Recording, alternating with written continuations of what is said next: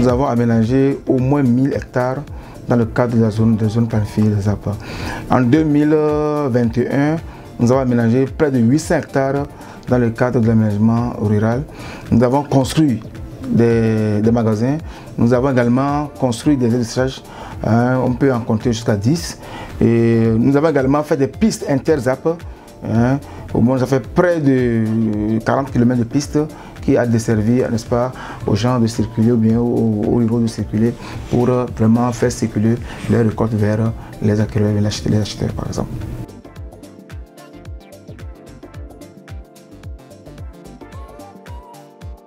J'ai fait formation intermédiaire de la Fédération internationale de l'immobilier, FTI, pardon, la Fédération togolaise de l'immobilier, FTI, qui nous permet, n'est-ce pas, d'avoir un diplôme spécifique dans l'immobilier, par exemple. Donc ça nous donne une relation directe avec le ministère de l'urbanisme parce que ça vous donne l'agrément, on sait que vous connaissez ce que vous faites. Et je peux dire quelque chose que nous sommes connus par le ministère de l'urbanisme. Et nous participons à pas mal de forums inhérents du ministère de l'urbanisme en matière de formation immobilière, en matière de projet immobilier, en matière également de l'urbanisation de la ville de Lomé et du Togo en général.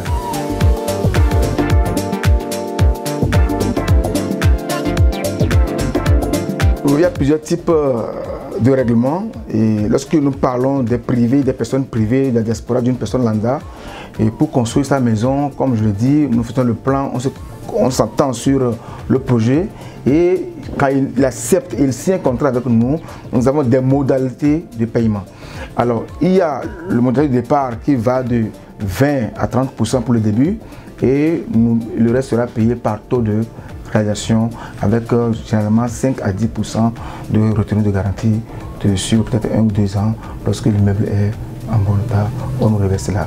Maintenant, par rapport à l'État, les contrats que nous avons, l'État ne finance pas tel que les privés financent. L'État, lorsque vous avez un projet de l'État, vous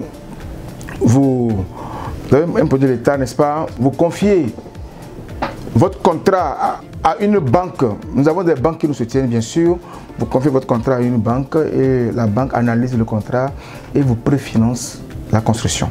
Donc sur un délai. C'est pareil pour les autres contrats également, d'aménagement, tout contrat, nous confions ça à nos banques qui nous accompagnent.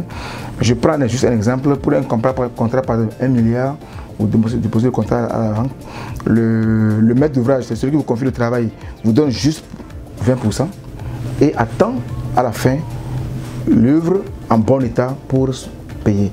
Donc c'est les banques qui nous soutiennent, on confie le contrat à la banque analyse le contrat et la banque vous finance souvent entre 60 et 70% et vous réalisez.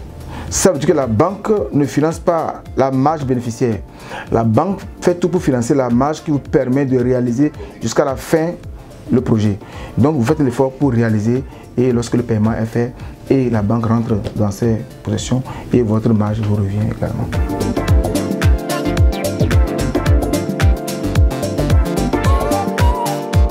Nous allons garnir notre parc de véhicules pour plus servir nos clients qui sont dans le besoin.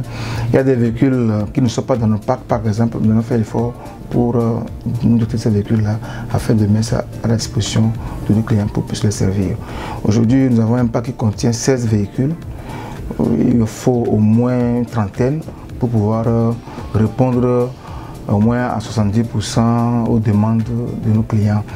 Et pareillement, si nous prenons le domaine de l'immobilier, nous avons besoin, nous sommes en pourparlers avec nos banques pour qu'ils mettent des lignes de crédit à notre disposition pour que les maisons délabrées qu'on loue aujourd'hui à des prix dérisoires, nous puissions les rénover, les mettre en bon état pour permettre aux gens de vivre dans des conditions plus décentes.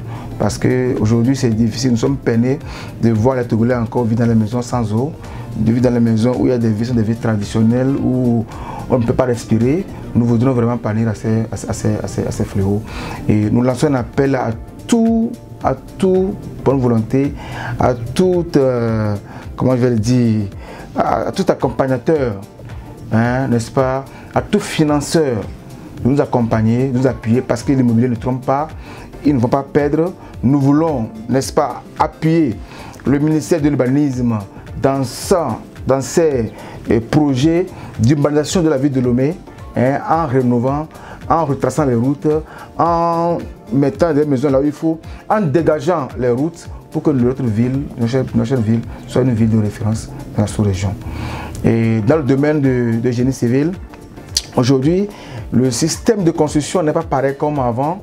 Avant, on construisait dans il y a maintenant des méthodes modernes avec lesquelles nous construisons des bâtiments et nous devons être dotés vraiment de matériel pour que ces méthodes-là soient, n'est-ce pas, des méthodes appliquées de tous les entrepreneurs de tous les jours pour qu'on puisse aller plus vite dans le délai de réalisation, pour qu'on puisse être encore plus efficace, surtout aussi en choisissant des matériaux de construction plus efficaces et plus édifiants qui ne vont pas conduire des bâtiments, n'est-ce pas, à avoir des vices de construction.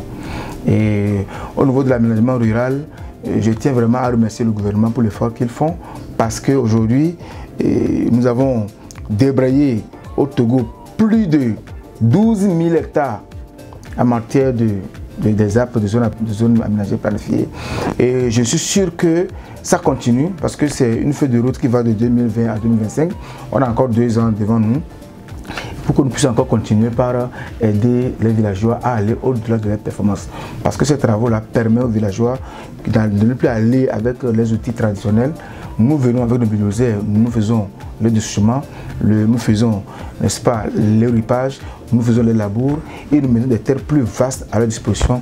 Ça leur permet d'aller au-delà de leurs performances, même 2, 3, 10 fois leur performance. En conséquence, le Togolais n'aura plus faim, le Togolais peut manger à sa faim et pouvoir aussi exporter.